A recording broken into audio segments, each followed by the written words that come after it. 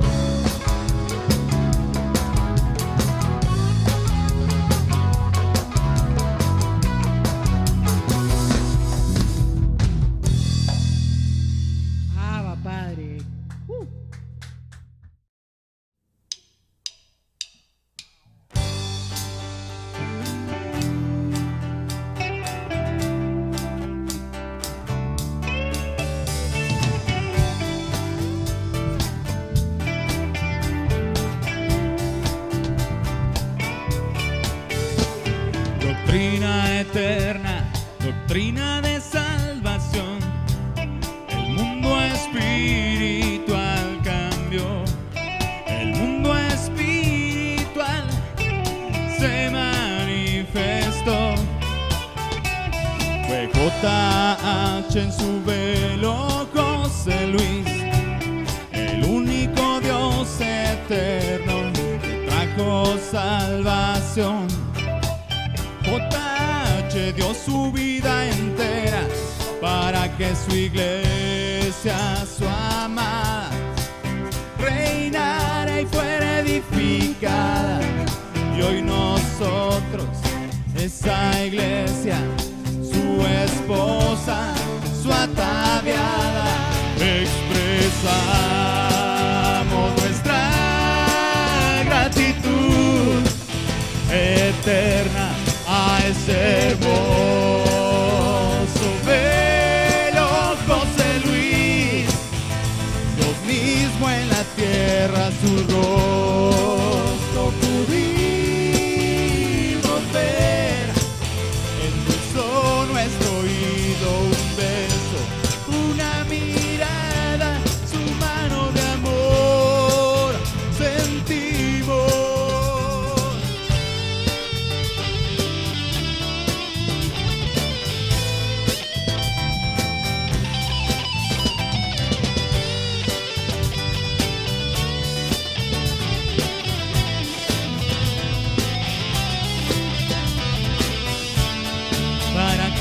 iglesia, su amada, reinará y fuera edificada.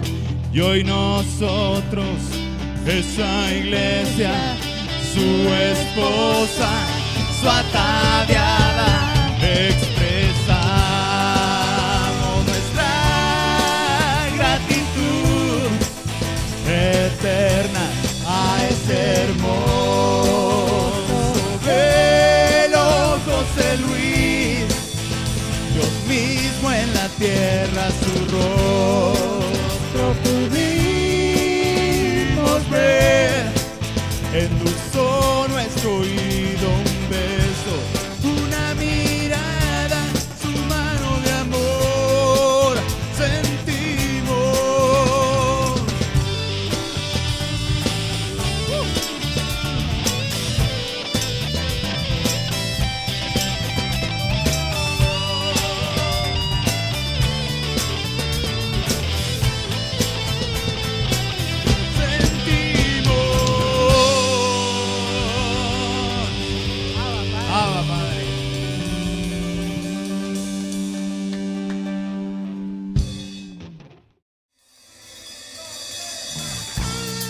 Abba Padre, cantemos con agradecimiento a nuestro Dios, al Dios vivo.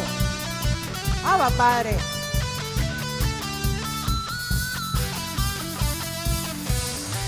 Me sobran motivos para agradecer. A veces me faltan palabras para poder expresar todo el bien y el amor que habita en mi ser. Tu evangelio de gracia, Señor. En mi vida es tu amor, libertad gloriosa de los hijos de Dios.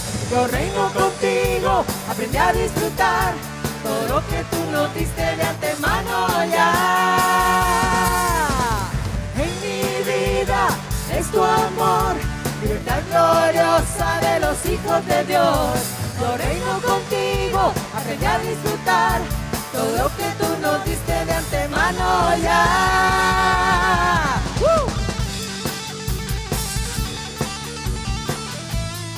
Abba Padre. La libertad gloriosa de los hijos de Dios. Todos y cada día se renueva tu amor, tu palabra que es poder de Dios. Completo estoy en ti, Señor, contigo no soy, Abba Padre. En mi vida es tu amor, libertad gloriosa de los hijos de Dios. Yo reino contigo, aprendí a disfrutar todo lo que tú nos diste de antemano ya. En mi vida es tu amor, libertad gloriosa de los hijos de Dios. Yo reino contigo, aprendí a disfrutar todo lo que tú nos diste de antemano ya. En mi vida es tu amor, libertad gloriosa de los hijos de Dios. Yo reino contigo, aprendí a disfrutar todo lo que tú nos diste de antemano ya. Abba Padre. Abba Padre.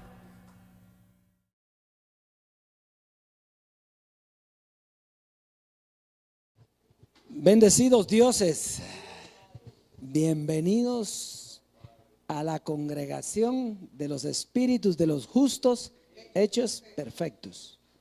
Como dice, a la congregación de las carnes, no, de las carnes que llevan los espíritus, no, dice a la congregación de los espíritus. Dígale al que tiene a su lado, tú eres un espíritu.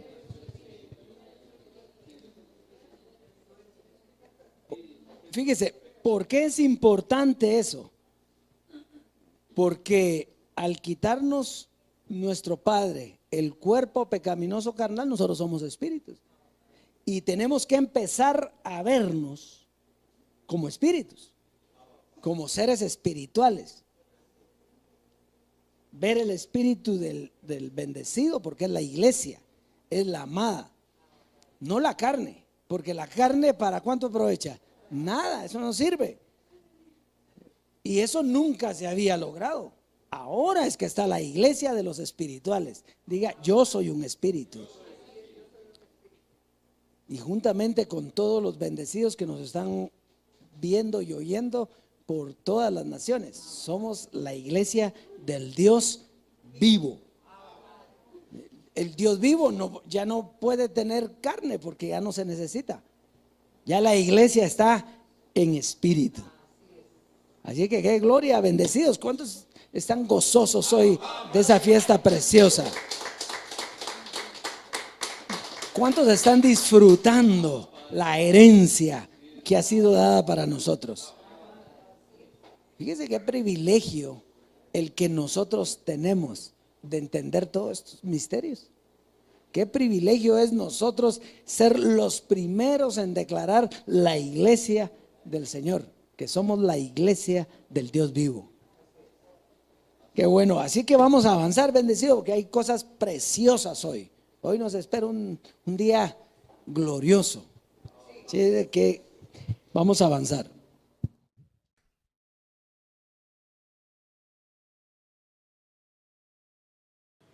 Mira cómo dice en Efesios capítulo 3, verso 3. Dice,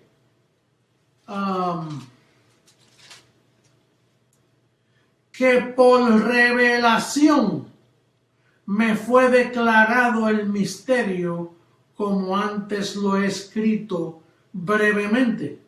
Que por revelación me fue declarado el misterio.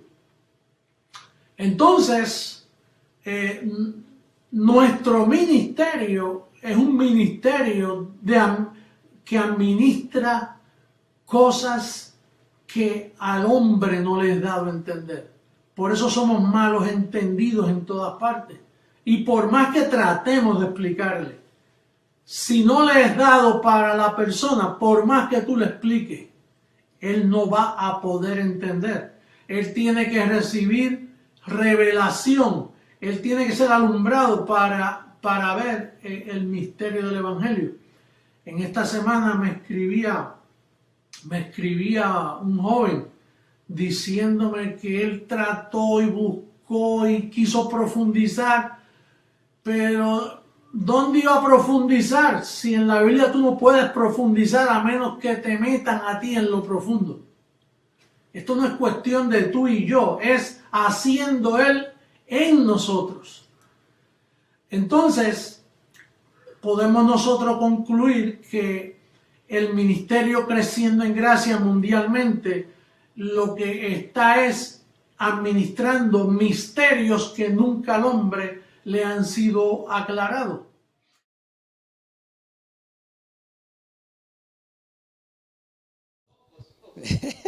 Qué lindo. Qué precioso. Bien, Dios se da cuenta que papi no dijo ahí, no, que la transformación va a ser un montón de cosas por ahí, no, calladito, solo dijo lo que le interesaba decir. Bien, vamos al consejo para que se manifiesten las riquezas, porque ya son suyas, ¿verdad? Fíjese que allá en la ley Jesús decía, buscad primero el reino de Dios y su justicia y lo demás. Y posteriormente José Luis dice, ya nosotros estamos en el reino, ¿verdad? Y ahora, ¿cómo decimos? Ya está lo añadido también. Eso, así es. Así es que vamos, segunda carta a los Corintios en el capítulo 10, verso 14 y 15. Sumamente importante hoy el consejo para sembrar. Segunda carta a los Corintios capítulo 10, verso 14 y 15, y vamos a leer luego el 9 y verso 13. Si necesita un sobrecito, ahí lo puedes solicitar. Así que vamos a comenzar. ¿Están listos? Sí, muy bien. Dice, porque no nos hemos extralimitado como si no llegásemos hasta vosotros. Pues fuimos los primeros en llegar hasta vosotros con el evangelio de Cristo. Fíjese, usted tiene que notar cómo Pablo les hace ver quién fue el primero que llevó el evangelio de Cristo. Él, ¿sí o no? ¿Por qué? Porque si no, porque a veces las personas están, ¿y dónde siembro yo? Voy a sembrar allá, voy a sembrar. ¿Qué dice ahí? ¿Quién fue el que les llevó el evangelio de Cristo? Pablo. Pablo lo había llevado, entonces dice, no nos hemos extralimitado, sino que estamos cosechando ¿qué? Porque sembramos. Él fue el que le llevó el evangelio. Sigamos leyendo el verso 15, por favor. Dice, no nos gloriamos desmedidamente en trabajos ajenos, sino que esperamos que conforme crezca vuestra fe. ¿Cómo crece la fe? Porque la fe es un don de Dios. Pero ¿cómo crece la fe? Oyendo. La fe es por el oír. ¿Y el oír qué? El evangelio. Entonces, ¿y quién les había llevado el evangelio? Pablo. Entonces dice, conforme crezca vuestra fe, seremos muy engrandecidos entre vosotros conforme a la regla que estamos dando, la regla del evangelio. ¿Se da cuenta? Entonces, ¿quién, como que Pablo les está diciendo, quién es justo que reciba los diezmos? El que llevó el evangelio de Cristo. Sí, por eso nosotros tenemos que estar seguros aquí. Nosotros sabemos que vienen las riquezas de las naciones y que vienen todos los millones aquí. ¿Por qué estamos seguros nosotros? Porque nosotros estamos dando el evangelio de Cristo. Así como Pablo estaba seguro en ese tiempo, nosotros estamos seguros hoy de que estamos llevando a las naciones el evangelio de Cristo. Y entonces, pero ¿cuántos le siembran de las naciones, obispo? Pues ahorita no, pero a medida que sigan oyendo va a crecer vuestra fe y entonces van a comenzar a saber que no hay otro lugar donde sembrar. Así que vamos a leer en segunda carta a los Corintios 9:13. Pues por la experiencia de esta administración, o sea que esta administración ¿qué debe llevar? Experiencia. Glorifican a Dios por la obediencia que profesáis al evangelio de Cristo y por la liberalidad de vuestra contribución para ellos y para con todos. Entonces, ¿qué tenía esa congregación? Tenía obediencia al evangelio de Cristo, ¿sí o no? Pues declaramos nosotros que en este ministerio está la obediencia al evangelio de Cristo, porque el que está dando el evangelio aquí es Dios mismo, el Dios vivo, utilizando nada más una boca para decir algo, pero es Él el que está llevando el ministerio. Así que entonces vamos a ponernos de pie y con la certeza, con la seguridad de que usted está sembrando en el lugar correcto y que también va a recibir lo correcto de parte de los ángeles. Así que gracias, papito lindo, porque entendemos lo que tú nos has encomendado y es llevar tu evangelio. Sabemos lo que nos has dado, sabemos que la sabiduría que nos has dado es para llevar a otra gloria a tu iglesia y así lo estamos haciendo. Así que recibimos hoy de parte de los ángeles, de parte de la cubierta poderosa, todas las riquezas que es la herencia que a nosotros nos corresponde. Abba, Padre, pase a sembrar y reciba sin límites. O nosso Deus, papai, acima de todas as coisas.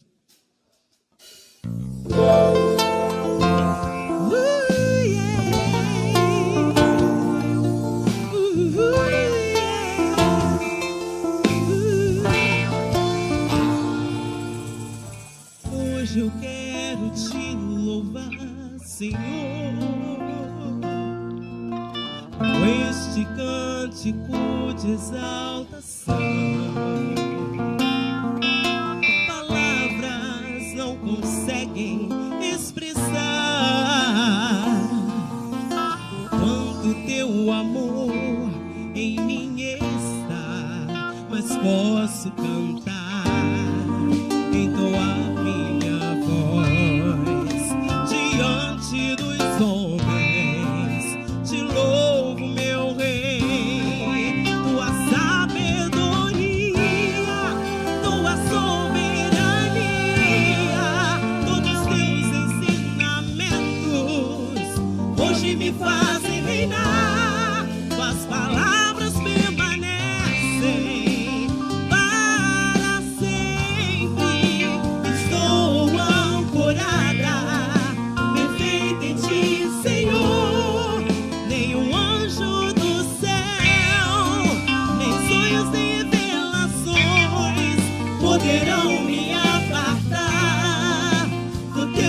evangelho eterno, me mostraste quem sou. Sou tua igreja, Senhor. Nada e ninguém poderá me tirar seu amor. Aguardo com zelo seu retorno, meu amado. Logo estarei contigo a Magedon.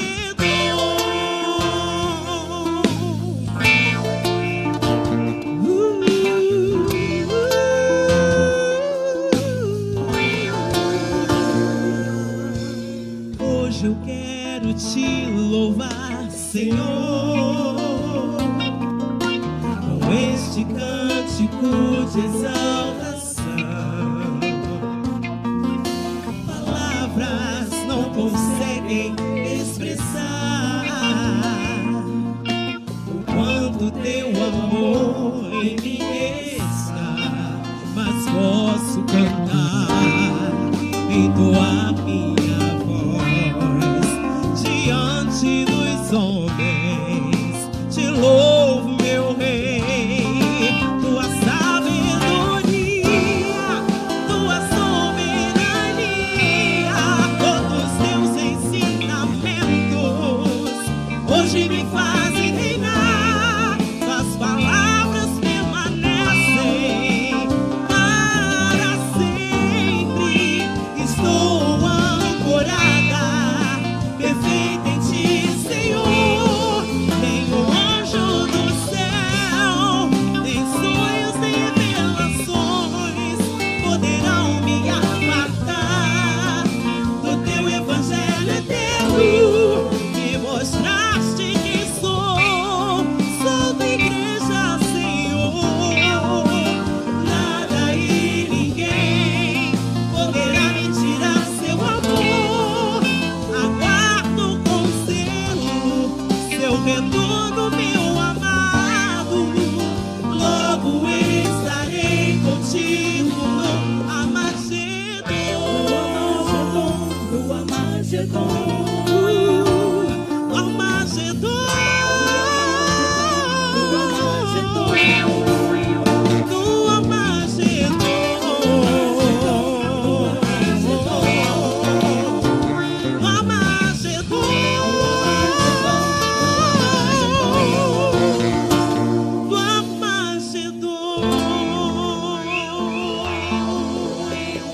Papai, graças, papai.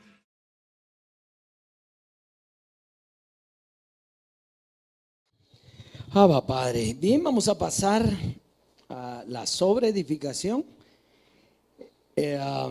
Hoy hay un tema bien bonito, pero antes vamos a tener una introduccióncita ahí para entrar de lleno al tema. Fíjese, a la altura del tiempo en el que vamos, ya un añito, ¿verdad? Un poquito más de un añito. Es sumamente importante, diga, es importante entender que circuncisión y transformación son lo mismo. ¿Sí? Será importante. Fíjese que todos los que discuten es precisamente por eso, porque no entienden lo que es una cosa ni lo que es la otra. Entonces, fíjese, ¿qué significa la circuncisión? Vamos a hablar un momentito de la circuncisión de carne. ¿Para qué se hace la circuncisión de carne? ¿Para qué se la hacen los judíos? Bueno, es un símbolo de limpieza. Es quitar el prepucio del pene del hombre y que con eso se limpian. Ese es un rito de ellos y que ha pasado a muchas naciones, ¿verdad?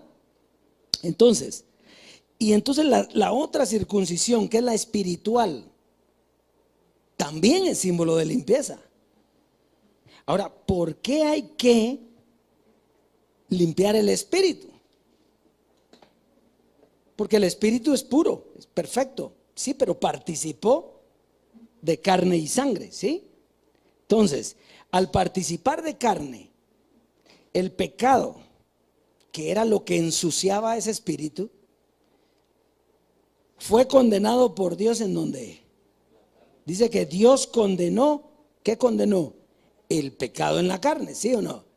O sea que lo dejó ahí. Entonces, esa carne que representaba entonces, fíjese que Jesús al morir quitó el pecado de en medio, ¿sí o no?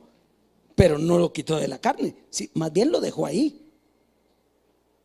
Por eso es que el hombre no podía ser espiritual. ¿Por qué? Porque tenía el cuerpo de pecado ahí. Entonces, esto lo puede usted buscar en Romanos como referencia, Romanos 8, verso 3 y 4. ¿Ya? Entonces, ¿qué pasó en la circuncisión no hecha a mano? Que Él echó de nosotros el cuerpo pecaminoso carnal para ser totalmente espirituales. Ahora, fíjese bien, ¿por qué nosotros decimos que la circuncisión es lo mismo que la transformación? Y entonces vamos a ver hoy qué es transformación. Vamos a verlo desde el punto de vista científico y desde el punto de vista bíblico, ¿sí?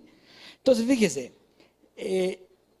dice, transformación es la acción o procedimiento mediante el cual algo se modifica, se altera o cambia de forma, manteniendo su identidad. ¿Ya? Eso es lo leo de nuevo. Dice, la acción o procedimiento mediante el cual algo se modifica, altera o cambia de forma, manteniendo su identidad. Y es sinónimo, transformación es sinónimo de metamorfosis. Yo no sé si usted se acuerda cuando papi nos enseñó la transformación del gusano en mariposa, ¿sí? O sea, ¿qué pasa si usted le cae un gusano en el pelo? ¿Le gusta? Y lo agarra así y lo soba así, ¿no? ¿Ah? Se lo quita, lo tira inmediatamente y le da como asco, le da, ¿verdad? Porque es el gusano. Pero ese mismo gusano va a ser la mariposa. ¿Qué pasa si se le para una mariposa a usted?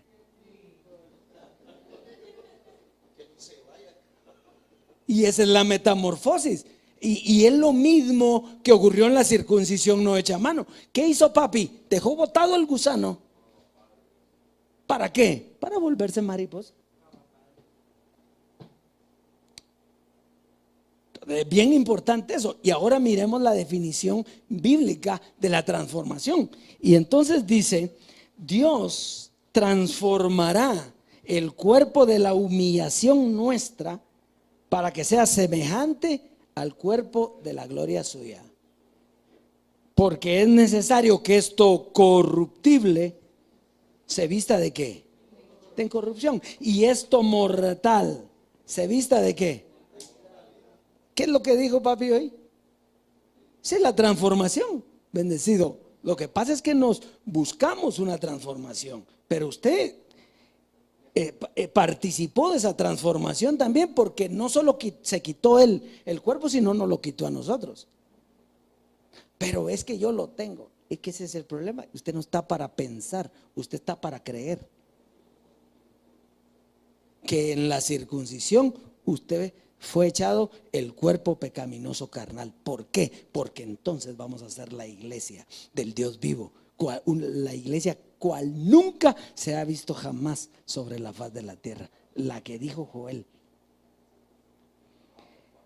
Entonces, ya teniendo esto, porque es sumamente importante, esto es sumamente importante. Mire, si José Luis de Jesús murió y no fue transformado, se terminó todo. El que cree que él murió y no está transformado, se le terminó el mundo, porque no tiene más. Por eso es que es bien importante esto que estamos viendo aquí. Y eso es el tema de hoy. Es el propósito de la transformación de Jesucristo hombre. Que es lo mismo decir el propósito de la muerte de José Luis de Jesús. Pero como nosotros no le llamamos muerte, porque para nosotros es transformación, pero bíblicamente dice muerte. Muy bien, entonces vamos a ir por rapidito porque está lindo y hay algunos que no les gusta que uno se tarde mucho. Bien. Que a usted sí le gusta. Hebreos capítulo 8, verso del 1 al 7. Y esto tiene que quedar clarito en nuestra mente, así como tiene que quedar clarito que el misterio de Jesús es el mismo Jesús de Nazaret que Jesucristo hombre. Olvídese de la carne, pero es el mismo. El propósito comenzó y terminó aquí. Eso tiene que tenerlo clarito, porque si no, no entiende. Es que ahí dice, ese fue Jesús de Nazaret, es el mismo. Es el Dios vivo que está metido en un velo. Muy bien, entonces vamos a ir a Hebreos en el capítulo 8, verso 1 al 7. Muy bien, dice, ahora bien, ¿estamos ahí?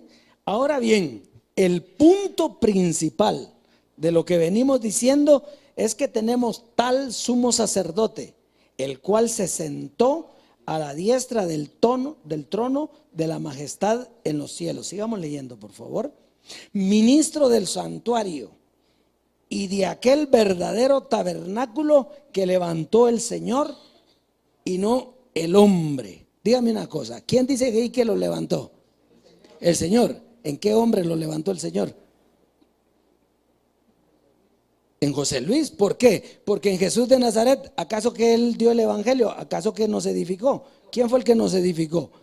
Porque para formar ese edificio que está diciendo aquí, que no es de mano humana, es con la enseñanza. Entonces la iglesia está edificada. Entonces nosotros fuimos enseñados por el verdadero, por el Dios vivo en el velo José Luis. Estamos ahí tranquilitos, ¿verdad? Muy bien, vaya devorándose esto porque es precioso. Sigamos leyendo. Porque todo sumo sacerdote está constituido para presentar ofrendas y sacrificios, por lo cual es necesario que también tenga algo que ofrecer. ¿Está entendiendo? Ya el evangelio ahí está dado, porque ya el edificio está formado, ¿sí o no? Entonces está hablando, ¿qué más tiene que ofrecer Jesucristo hombre, aparte del evangelio? Déjelo ahí. Déjelo ahí, pero ¿tiene algo que ofrecer o no? Sigamos leyendo. Verso 4. Así que si estuviese sobre la tierra, ¿y entonces dónde estaba? En los cielos, exactamente, en los cielos. Si estuviese sobre la tierra, no estaba en la tierra, estaba en ¿dónde? En los cielos, o sea, no era carne. Diga, no era carne, era espíritu. Ni siquiera sería sacerdote, habiendo aún sacerdotes que presentan las ofrendas según la ley. Sigamos leyendo, por favor. Los cuales sirven a lo que es figura y sombra de las cosas celestiales. O sea que el pacto de la ley que se le dio a Moisés eran figuras de las cosas celestiales, pero son figuras, o sea que sirven como figura, ¿verdad? Como se le advirtió a Moisés cuando iba a erigir el tabernáculo, diciéndole, mira, haz todas las cosas conforme el modelo que se te ha mostrado en el monte. Sigamos leyendo. Pero ahora, diga ahora, tanto mejor ministerio es el suyo, cuanto es mediador de un mejor pacto establecido, diga establecido, sobre mejores promesas. O sea que del que está hablando aquí, que usted y yo ya sabemos quién es, que es José Luis, Jesucristo hombre, en el tiempo en el que Dios estaba en ese velo, dice, cuanto es mediador de un mejor pacto establecido sobre mejores promesas. Terminemos el 7 y ya. Porque si aquel primero hubiera sido sin defecto, ciertamente no se hubiera procurado lugar para el segundo. Regresame el anterior, por favor, que ahí es donde vamos a platicar un poquito. Pero ahora tanto mejor ministerio es el suyo cuando es mediador de un mejor pacto establecido sobre mejores promesas. Entonces fíjense, Pablo está hablando aquí de Cristo, pero fácilmente usted y yo miramos que está hablando de José Luis, ¿sí? y no de Jesús de Nazaret. ¿Por qué? Porque Jesús no levantó el tabernáculo, porque Él no enseñó. Fue José Luis el que levantó el tabernáculo. Dios a través de José Luis. 2. Jesús de Nazaret fue mediador del pacto, entre el pacto de la ley y el pacto de la gracia. José Luis era mediador de un mejor pacto basado sobre mejores promesas. ¿Por qué era mejor la promesa que venía? ¿Por qué era mejor? Porque qué mejor que al partir o al despojarse del velo te quita el tuyo también y te hace un ser espiritual. Porque eso es lo que Cristo hizo. Eso es, créalo, o tómelo o déjelo, pero no cambia. Eso es lo que Él hizo. Muy bien. Entonces, Él te quitó la carne para meterte en el espíritu. Muy bien, entonces vamos a ir a Hebreos capítulo 9, verso 11 y 14, que nos va a dar la explicación del propósito de esa transformación, o en el caso bíblico, o de las personas que no entienden, que dicen la muerte, ¿sí? Dice, pero estando ya presente Cristo, sumo sacerdote de los bienes. ¿Cuándo vinieron esos bienes venideros? ¿Cuándo? Ahora. Pero estando ya presente Cristo, sumo sacerdote de los bienes venideros por el más amplio y más perfecto tabernáculo. ¿Cuándo está perfecto el tabernáculo? Dígame una cosa, ¿usted sabe que usted es el tabernáculo? Sí, ¿verdad? Yo soy el tabernáculo y yo sé hoy que estoy perfecto. ¿Eh? Porque con una sola ofrenda hizo perfecto para ¿cuánto tiempo? Para siempre. Pero faltaba el B de ese sacrificio. Jesús hizo el primero. Dejó limpio, perfecto el espíritu con el cuerpo de carne. O sea que todo el que anda en la carne, por eso es que no entiende ni puede estar en la vida del espíritu. Bueno, entonces, no hecho de manos, es decir, no de esta creación. Sigamos, por favor. Y no por sangre de machos cabríos ni de becerros, sino por su propia sangre, entró una vez para siempre en el lugar santísimo, habiendo obtenido eterna redención. Usted me va a decir, ahí está Jesús. Sí, la sangre. Él derramó sangre para eso. Ahora sigamos leyendo, por favor. Porque si la sangre de los toros y de los machos cabríos y las cenizas de la becerra rociadas a los inmundos santifican para la purificación de ¿qué? ¿Qué era lo que purificaban? ¿Querían purificar ellos? La carne. Muy bien, sigamos leyendo. Cuánto más la sangre de Cristo, el cual mediante el Espíritu Eterno se ofreció a sí mismo sin mancha a Dios, limpiará vuestras conciencias de obras muertas para que sirváis a ¿quién? Fíjese, comienza con la sangre de Cristo, Jesús de Nazaret, ¿sí o no? Pero después dice que se entregó sin mancha a Dios.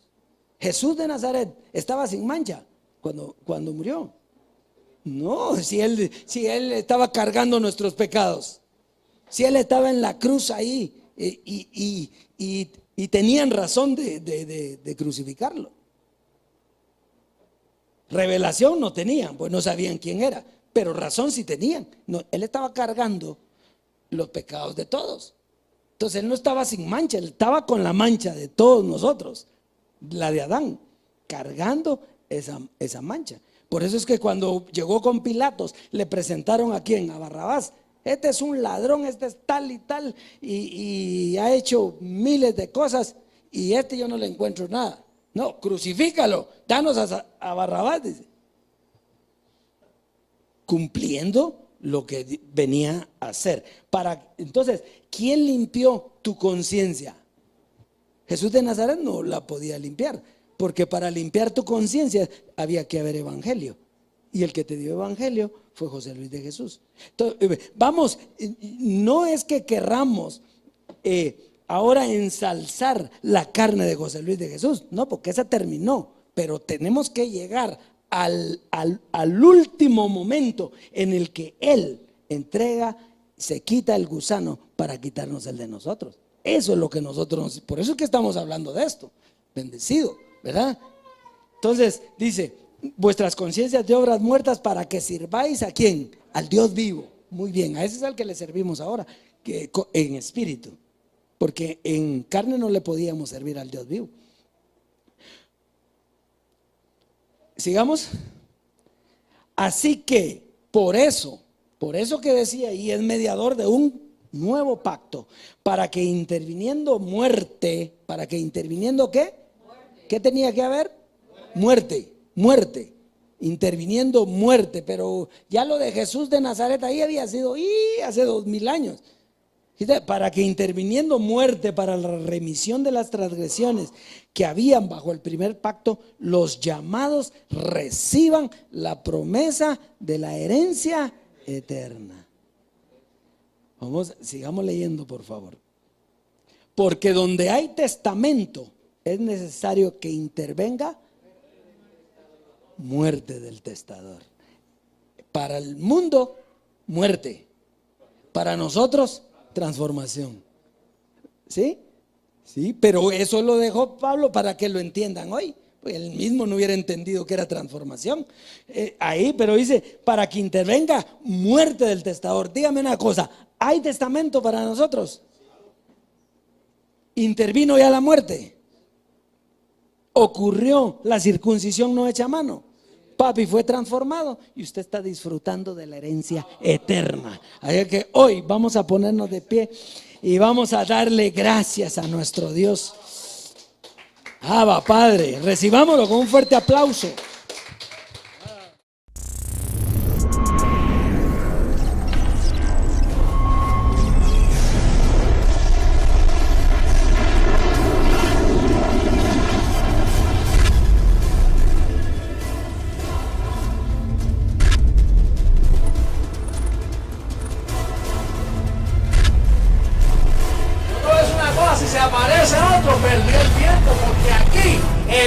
Que está edificando la iglesia con el verdadero evangelio es Jesucristo, hombre.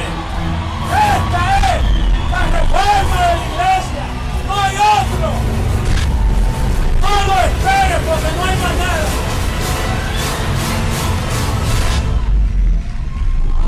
Padre. Bendecidos con toda bendición. Bien, el tema de hoy es destituidos versus constituidos. Vamos a leer a Romanos capítulo 5, versos 19 al 21 para darle veracidad al tema. Dice, porque así como por la desobediencia de un hombre, los muchos fueron constituidos pecadores. Por la desobediencia de un hombre, los muchos fueron constituidos pecadores. No todos los hombres, sino los muchos, la simiente de Dios. Así también, por la obediencia de uno, los muchos serán constituidos justos. Dice el verso 20, pero la ley se introdujo para que el pecado abundase. Mas cuando el pecado abundó, sobreabundó la gracia, para que así como por el pecado reinó la muerte, así también la gracia reine por la justicia para vida eterna mediante Jesucristo, Señor nuestro. Entonces, la idea central aquí es que uno lo dañó, otro lo arregló, y dice que sobreabundó la gracia para vida eterna. Y de eso es que vamos a hablar un poquito hoy. Lo primero que tomó lugar fue la destitución. Vamos a ver en Ezequiel capítulo 28 cómo fue que sucedió esa destitución para tener una idea de cómo tomó lugar. Ezequiel 28, versos 12 al 16. Dice, así ha dicho el Señor, tú eras el sello de la perfección, lleno de sabiduría y acabado de hermosura. Recuerde que estamos hablando del uno, el uno que nos destituyó de la gloria de Dios. Entonces aquí dice que era el sello de la perfección, lleno de sabiduría, acabado en hermosura. En Edén, en el huerto de Dios estuviste. ¿Quién estuvo en Edén? Ese uno que nos destituyó. ¿Cómo se llamó el que estuvo en el Edén? Adán. Aunque aquí se refiere al diablo, al querubín, pero son las mismas personas. Dice, de toda piedra preciosa era tu vestidura, de cornerina, topacio, jaspe, crisólito, berilo y onice, de zafiro, carbunclo, esmeralda y oro. Los primores de tus tamboriles y flautas estuvieron preparados para ti en el día de tu creación. Esto es bueno leerlo porque en Génesis no lo explica así.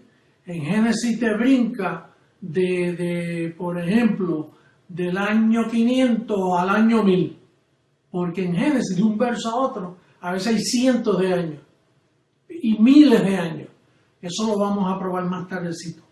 Dice, tú, querubín grande, protector, yo te puse en el santo monte de Dios. Allí estuviste, en medio de las piedras de fuego, te paseabas. Perfecto era en todos tus caminos desde el día que fuiste creado hasta que se halló en ti maldad. Quiere decir que esa fue la destitución. Este hombre, este querubín, sello de hermosura, sello de sabiduría y acabado en hermosura. Tremendo preciosidad de diablo, preciosidad de ángel, preciosidad de protector, preciosidad de querubín, preciosidad de Adán. Todas estas cosas son Adán. Naturalmente el pueblo religioso por ahí no se lo diga, que no te lo aceptan, no lo sabe. Bueno, ellos no lo saben, la iglesia del Señor lo sabe. Ahora, esa fue la destitución, ese fue el único que pecó que nos destituyó. Y entonces, en ese mismo verso 19, dice, ¿por qué en la cruz no se llevó a cabo el acto de la transformación? El acto no se llevó. Ahora, la promesa sí se llevó, pero el acto no. Porque en la cruz fuimos justificados, perfeccionados. Pablo dice hasta glorificados. Pero la transformación está en promesa. Eso fue lo único que no tomó lugar. Tomó lugar el decreto, que ya somos justos, que ya somos hijos, que ya fuimos entregados al reino, que pasamos de muerte a vida.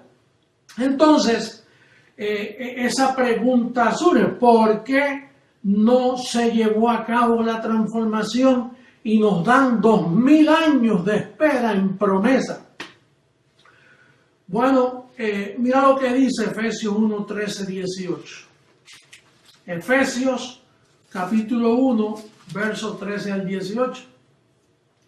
Dice, en él también vosotros, habiendo oído la palabra de verdad, el evangelio de vuestra salvación, y habiendo creído en él, fuisteis sellados con el Espíritu Santo de la promesa. Eso fue lo que hablamos. El acto no se llevó, el acto de la transformación, pero el Espíritu Santo de la promesa fuimos sellados con él.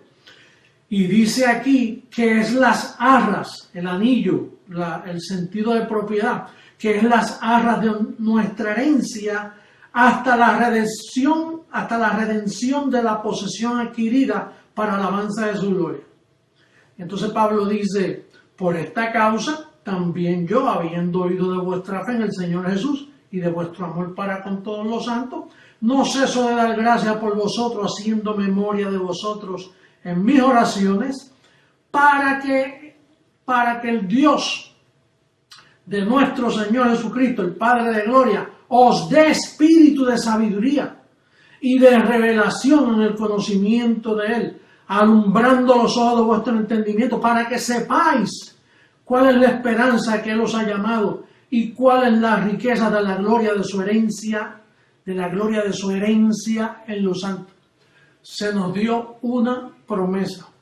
Fuimos salvos, fuimos sellados, pero no se nos dio la transformación, que es la pregunta que nos acabamos de hacer. Ahora, si nosotros vemos un poquito a ver esa destitución, voy a poner por aquí esto, por ejemplo, el lugar, Génesis capítulo, en el capítulo 1, vamos a ver algo bien importante. Génesis capítulo 1, mira el tiempo que tomó antes de ese primero que nos destituyó, antes de caer en pecado, antes de echarlo fuera del jardín del Edén. Fíjate el tiempo que tomó lugar allí. Dice, en el principio creó Dios los cielos y la tierra. Y la tierra estaba desordenada y vacía. Y las tinieblas estaban sobre la faz del abismo. Y el Espíritu de Dios se movía sobre la faz de las aguas. Había un desorden. ¿Y en ese desorden, cuántos miles de años tomó lugar para que Dios dijera en el verso 3, y dijo Dios sea la luz, y fue la luz? Y empezó Dios a organizar todas las cosas. Y dice que hizo un día, 2 días, 3 días, la expansión en las aves, cuadrúpedos, todos esos animales que a veces tú escuchas que la ciencia dice que ese animal tenía 15.000 años. Tú dices, ¿cómo es posible? Si van más que 6.000 años de Génesis acá. Es que no cuenta todos esos miles de años. Dios creó los cielos y la tierra, pero estaba vacía y desordenada. Y en ese proyecto tomó miles de años en lo que Dios tome esa decisión. Y entonces, fíjate algo importante sobre el número 6. A lo último dice, y vio Dios todo lo que había hecho, y he aquí que era bueno en gran manera. Y fue la tarde y la mañana el día sexto. 6. Por eso es que ese número es número de hombre, porque el séptimo Dios descansó y luego creó ese querubín que fue echado fuera por haber pecado. Esto es un plan que cuando Pablo hablaba de él, Pablo decía allá en Romanos 11, mira cómo dice Romanos 11, en el verso 33, Pablo dice, oh profundidad de las riquezas de la sabiduría y de la ciencia de Dios, cuán insondables son sus juicios, inescrutables sus caminos, porque ¿quién entendió la mente del Señor? ¿O quién fue su consejero? ¿O quién le dio a él primero para que le fuese recompensado? Porque de él, y por él, y para él son todas las cosas, a él sea la gloria por los siglos. Amén. Entonces, nosotros nos hicimos una pregunta. ¿Por qué el uno que pecó nos destituyó de la gloria de Dios y quedó destituido y lo vistieron de un cuerpo de carne y sangre sujeto a muerte, a morirse? Anteriormente estaba vestido de unos materiales incorruptibles y entonces ahora, después que desobedece, lo tiran por tierra y le hacen un cuerpo de carne y sangre. Ahora, fue echado fuera y luego viene la pregunta. El uno que nos devolvió la gloria, que es el postrer Adán, Jesús de Nazaret. Ese uno que vino a instituirnos de nuevo al reino, nos dio todo eso en promesa. Ahora, ¿por qué en promesa? Una de las razones, por ejemplo, ¿quién supo lo que sucedió cuando Cristo murió en la cruz? ¿Acaso Pedro sabía lo que había tomado lugar? ¿Acaso los apóstoles de la circuncisión sabían que tomó lugar? ¿Acaso María, su madre, o José, o cualquiera de los profetas sabía qué sucedió allí en la cruz? Lo ocurrido en la cruz del Calvario. Nadie lo sabía. Tuvo que aparecer el apóstol Pablo. Para entonces el apóstol es el que escribe Romanos 5:19. El apóstol que fue escogido, que fue subido al paraíso, que oyó palabras inefables que no se el hombre expresar, no le es dado al hombre expresarlo. De momento el apóstol Pablo sale con toda esta revelación y él lo dice bien claro allá en Gálatas 1:11, cuando dice el evangelio predicado por mí no es según el hombre, sino por revelación de Jesucristo. Entonces, en esa revelación es que le dicen a él, mira, lo que sucedió en la cruz, la muerte que tomó lugar allí, les compró a ustedes sabiduría, redención, santificación. Y por eso es que los apóstoles, cuando oyeron a Pablo, ellos dijeron, este hombre está predicando cosas bien extrañas, porque ellos ni se imaginaban qué había sucedido allí en la cruz del Calvario. Por eso fue que cuando Jesús de Nazaret anduvo con ellos, él le dice, mire, no me le lleven esto a los gentiles, que para los gentiles yo tengo un apóstol especial, un perito arquitecto que le va a revelar cosas del paraíso, que yo se las voy a revelar a él allá. Entonces les digo, lo de ustedes no lo lleven para allá, pero lo de ustedes se queda aquí en Jerusalén. Y después de todo, cuando yo muera, no se lo digo, ¿no? Porque él le dijo todas muchas cosas que deciros, pero usted no las va a poder sobrellevar. Pero cuando yo muera, esto caduca, esto que ustedes predican no sirve. Tú no ves que la ley se añadió para darle vida al pecado. Y entonces Jesucristo vivió bajo la ley, como siervo de la circuncisión, para mostrarnos la verdad del Evangelio. Y entonces, Pablo fue el único que comenzó a recibir esa revelación.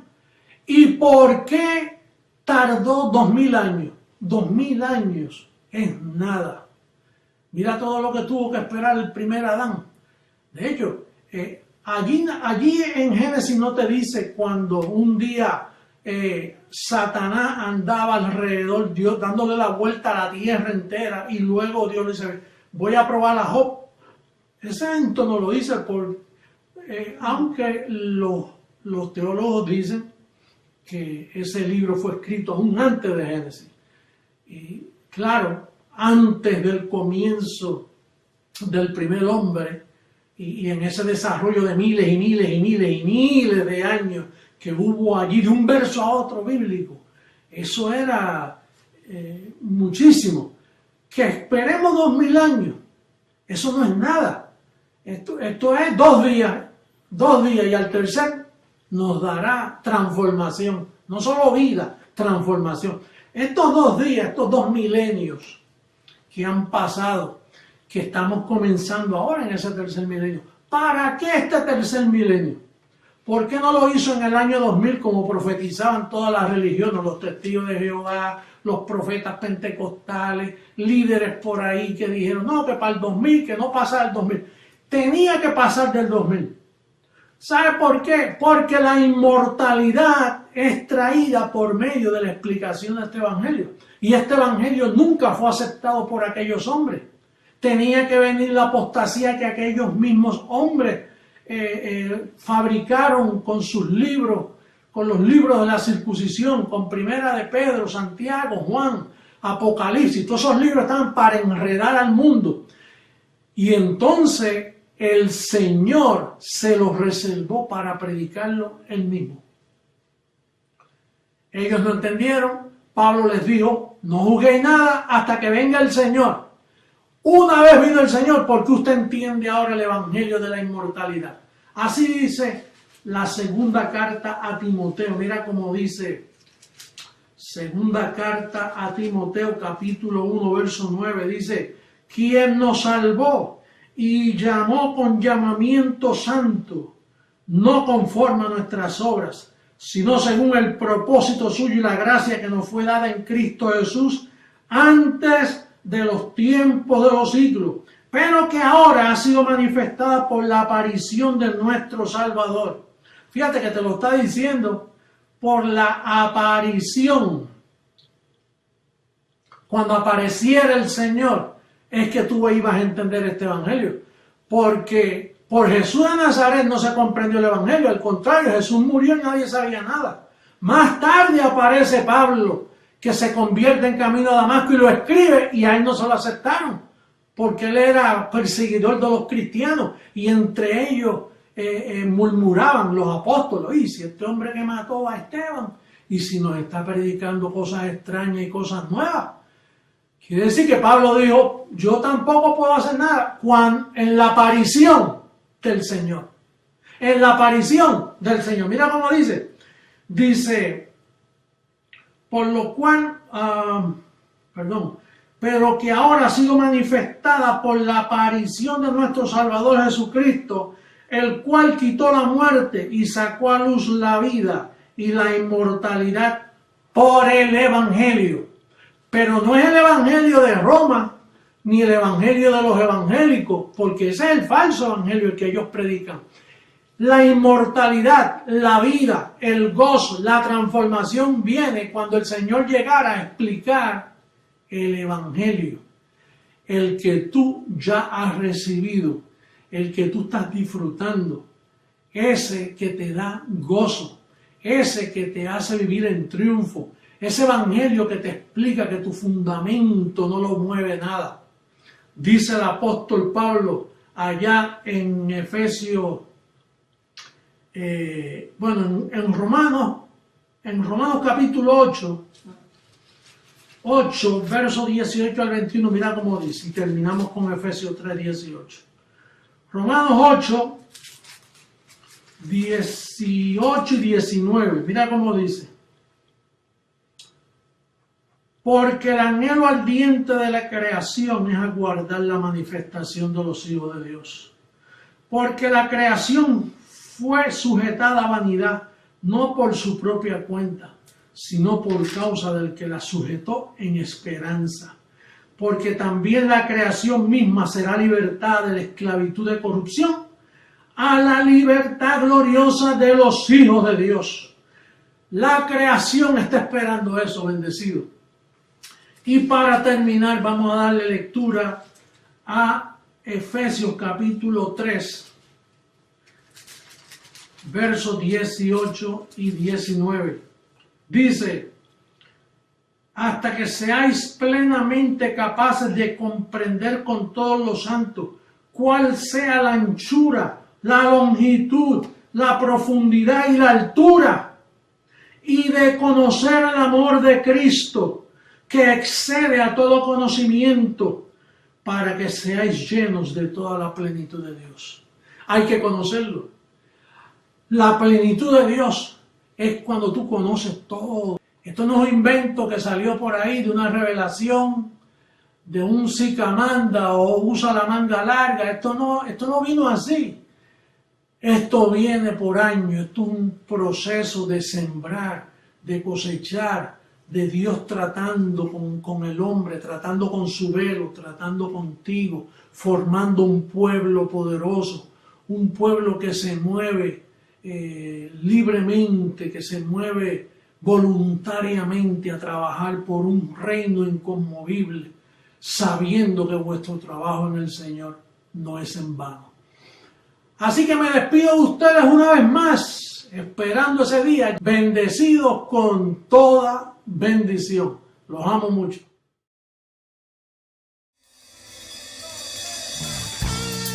Abba, Padre. Cantemos con agradecimiento a nuestro Dios, al Dios vivo. Abba, Padre.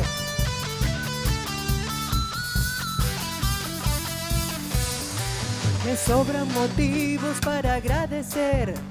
A veces me faltan palabras para poder expresar todo el bien y el amor que habita en mi ser. Tu evangelio de gracia, Señor. En mi vida es tu amor, libertad gloriosa de los hijos de Dios. Yo reino contigo, aprendí a disfrutar todo lo que tú nos diste de antemano ya. En mi vida es tu amor, libertad gloriosa de los hijos de Dios. Yo reino contigo, aprendí a disfrutar todo lo que tú nos diste de antemano ya.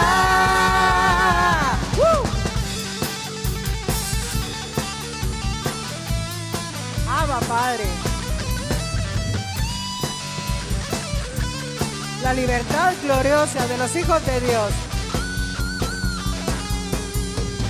Todos y cada día se renueva tu amor, tu palabra que es poder de Dios. Completo estoy en ti, Señor, contigo no soy, Abba, Padre. En mi vida es tu amor, libertad gloriosa de los hijos de Dios. Yo reino contigo, aprendí a disfrutar todo lo que tú nos diste de antemano ya. En mi vida es tu amor, libertad gloriosa de los hijos de Dios. Yo reino contigo, aprendí a disfrutar todo lo que tú nos diste de antemano ya. En mi vida es tu amor, libertad gloriosa de los hijos de Dios. Yo reino contigo, aprendí a disfrutar todo lo que tú nos diste de antemano ya. Abba, Padre. Abba, Padre. Fíjese, qué importante el tema que hoy nos estaba hablando, papi. Fíjese, dice, está establecido, dice el libro de los Hebreos, que el hombre muera una sola vez y después de esto, el juicio. ¿Sí? Solo, papi, se quita el gusano y comienza el juicio de la tierra. La iglesia es separado los incrédulos y papi cuidando a su preciosa amada, al remanente, a los escogidos, a sus primicias. ¿Ah? Sí, que gloria. Ya está eso, porque eso que él está diciendo está ya eso. Y hace rato que vino en camino, hace un añito. Bendecidos dioses preciosos, preciosa amada del Dios vivo. Dígale al que está a su lado, tú eres espiritual. El Dios vivo. Abba, Padre, bendecidos dioses.